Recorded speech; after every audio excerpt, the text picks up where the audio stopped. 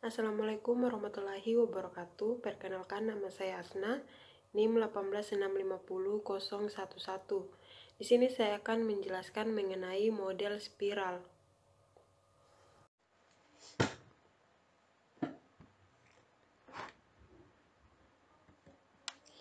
Pengertian model spiral.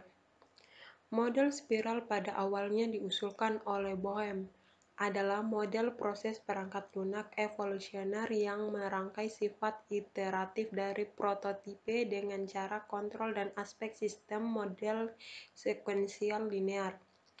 Model iteratif ditandai dengan tingkah laku yang memungkinkan pengembang mengembangkan versi perangkat lunak yang lebih lengkap secara bertahap. Perangkat lunak dikembangkan dalam deretan pertambahan. Tahapan model spiral. Pada tahapan model spiral terdapat 6 tahapan. Yang pertama, tahapan liaison. Pada tahapan ini dibangun komunikasi yang baik dengan calon pengguna atau pemakai. Kedua, tahap planning atau sering disebut tahap perancangan. Pada tahap ini ditentukan sumber-sumber informasi, batas waktu, dan informasi-informasi yang dapat menjelaskan proyek. Ketiga, tahap analisis risiko, di mana mendefinisikan risiko, menentukan apa yang menjadi risiko baik teknis maupun manajemen. Yang keempat, tahap rekayasa atau pembuatan prototipe. Kelima, tahap konstruksi dan pelepasan.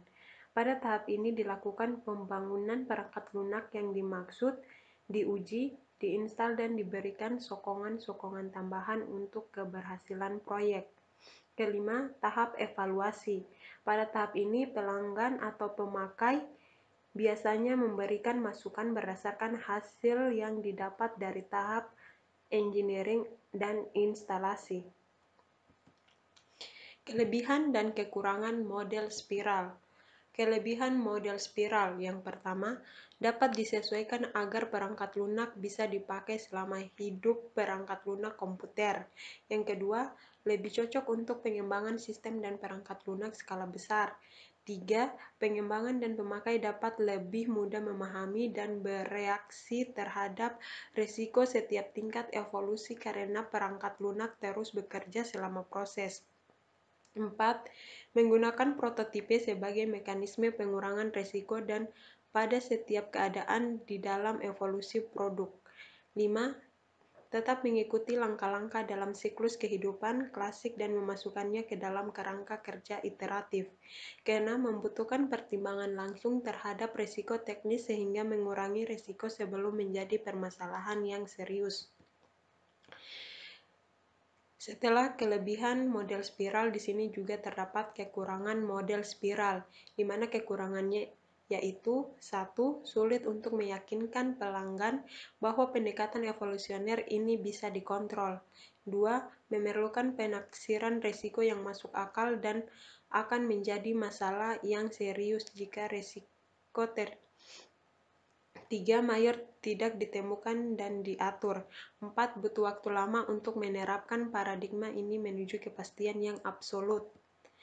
Implementasi model spiral. Model spiral atau BOM sangat cocok diterapkan untuk pengembangan sistem dan perangkat lunak skala besar, di mana pengembang dan pemakai dapat lebih mudah memahami kondisi pada setiap tahapan dan bereaksi terhadap kemungkinan terjadinya kesalahan. Selain itu, diharapkan juga waktu dan dana yang tersedia cukup memadai. Mengapa spiral model begitu populer? Pendekatan dengan model ini sangat baik digunakan untuk pengembangan sistem software dengan skala besar, karena progres perkembangan dari SE dapat dipantau oleh kedua belah pihak, baik developer maupun user atau customer, sehingga mereka dapat mengerti dengan baik mengenai software ini. Begitu juga dengan risiko yang mungkin didapat pada setiap aktivitas yang dilakukan. Selain dari kombinasi dua buah model, yaitu waterfall dan prototyping, kelebihan dari software ini pada ada pada analisis resiko yang dilakukan, sehingga resiko tersebut dapat direduksi sebelum menjadi suatu masalah besar yang dapat menghambat SE. Model ini membutuhkan konsiderasi langsung terhadap risiko teknis, sehingga diharapkan dapat mengurangi terjadinya risiko yang lebih besar. Sebenarnya dengan menggunakan prototipe juga bisa menghindari terjadinya risiko yang muncul, tetapi kelebihan dari model ini yaitu dilakukannya proses prototyping untuk setiap tahap dari evolusi produk secara kontinu.